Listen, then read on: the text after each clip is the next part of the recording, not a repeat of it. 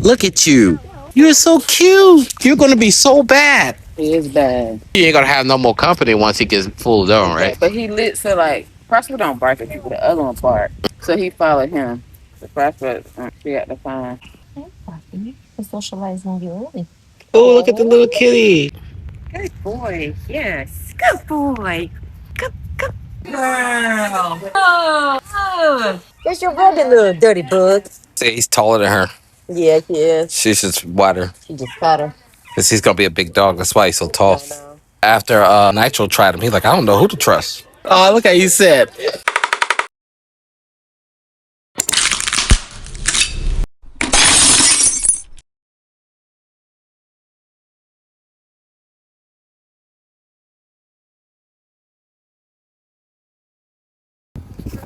This kennel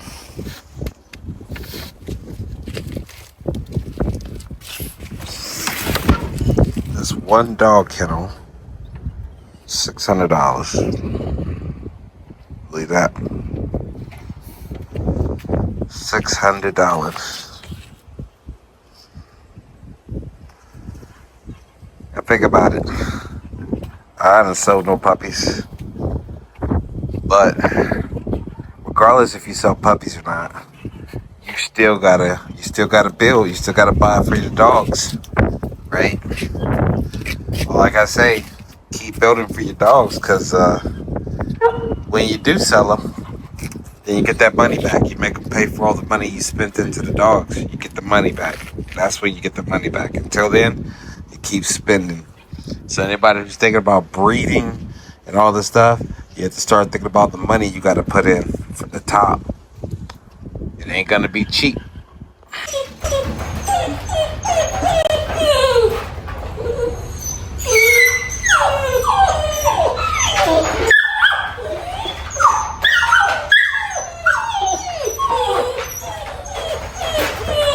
As we continue developing our puppies, we're moving into the next stage of training, crate and potty training at 8 weeks old.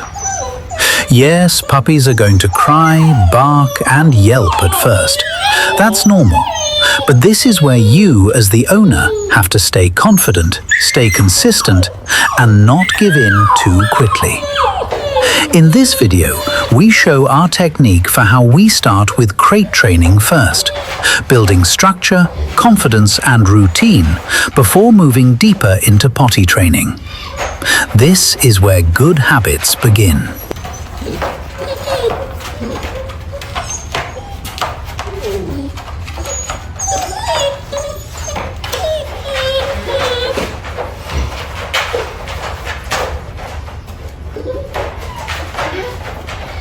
Now here's something a lot of people don't realize. Crate-trained dogs often have the best behavior because crate training teaches structure, patience, confidence, and boundaries. Dogs that were never properly crate-trained can develop extreme anxiety and separation issues because they never learned how to be alone, self-soothe, or respect boundaries. That lack of structure can lead to a whole list of bad behaviors. Destroying things, non-stop barking, whining, accidents in the house, nervous energy, and even aggression.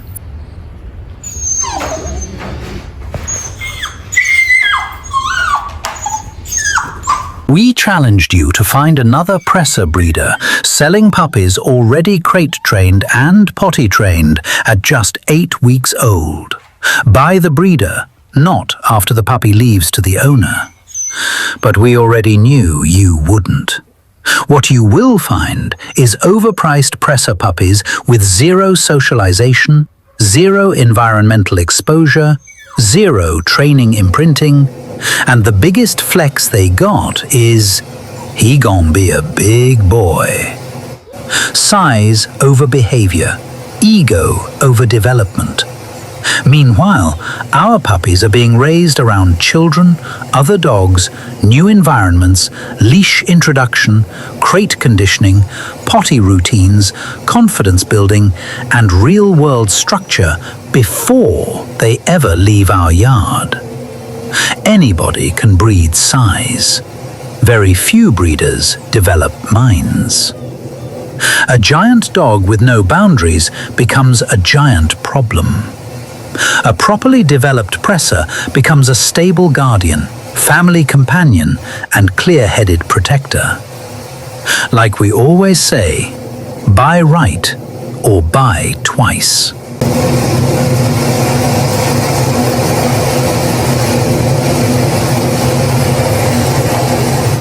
When the puppies were only 1 week old, the background noise they constantly heard was Storm's sound and presence around them. So now we're using that same familiar white noise to help calm and comfort the puppies while they're inside the crate. It creates a sense of familiarity, security, and relaxation during the crate training process. The other box is here. Ah. There we have the door.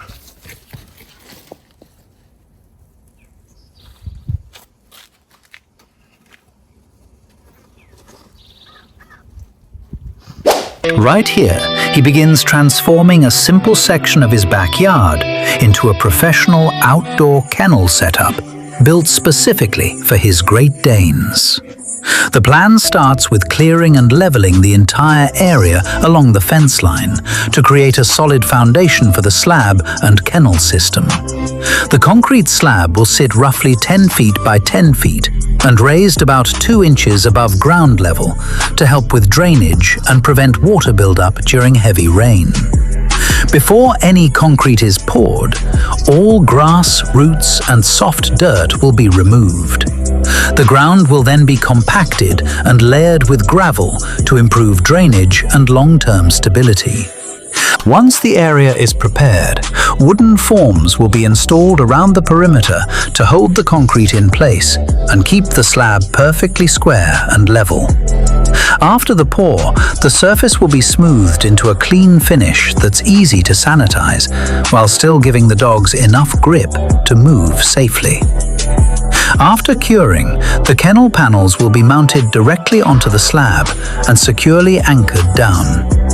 The kennel itself will feature a full roof system to provide shade and protection from rain, creating a comfortable outdoor environment for the Great Danes year-round. Inside the kennel, there will be elevated dog beds, oversized water buckets, feeding stations, and enough open space for giant breeds to move comfortably without feeling confined. The focus isn't simply putting dogs in cages.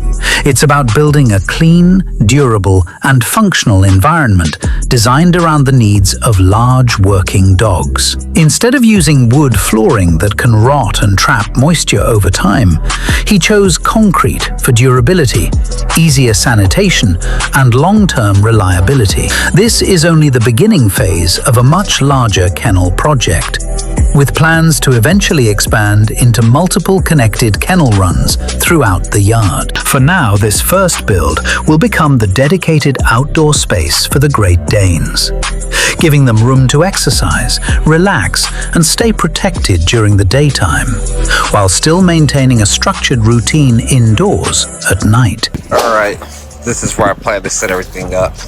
I gotta grade all this and level it. It's gonna be fun. We're starting to set them up over here now so we can alphabetically go through them and put this thing together. But before, we're gonna put it together so we can see how big it is. Then we're gonna come back and lay down the slab. They're the same, right? No, one of them is bigger. Which ones are bigger? So if we see, why the backs is not labeled?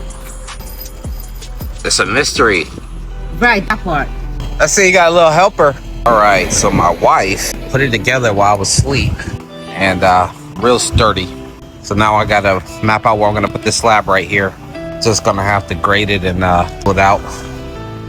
It's got a roof. We gotta put the roof on. It's real sturdy. Besides this front part. Yeah, I'm not getting out of that. So, and it begins. I like that crate. I like it. I guess I just had to wait until you put it together. Let's see the final product. She said, "Mama, you don't want to know." Right. As the sun begins to set, the first phase of the kennel build is finally complete. What was once just an empty section of the backyard has now become the foundation for something much bigger. But the project isn't over yet. Now begins the next step, building the concrete slab this entire kennel system will rest on. The ground must be leveled, framed, reinforced, and prepared to support a durable outdoor setup designed specifically for giant breed dogs. Every detail matters, from drainage and sanitation to strength and long-term reliability. This isn't about building the most expensive kennel possible. It's about building something functional, clean, and built to last, all while staying on a budget. Stay tuned to see the final transformation and completed setup, especially if you're looking to build your own dog kennel without breaking the bank.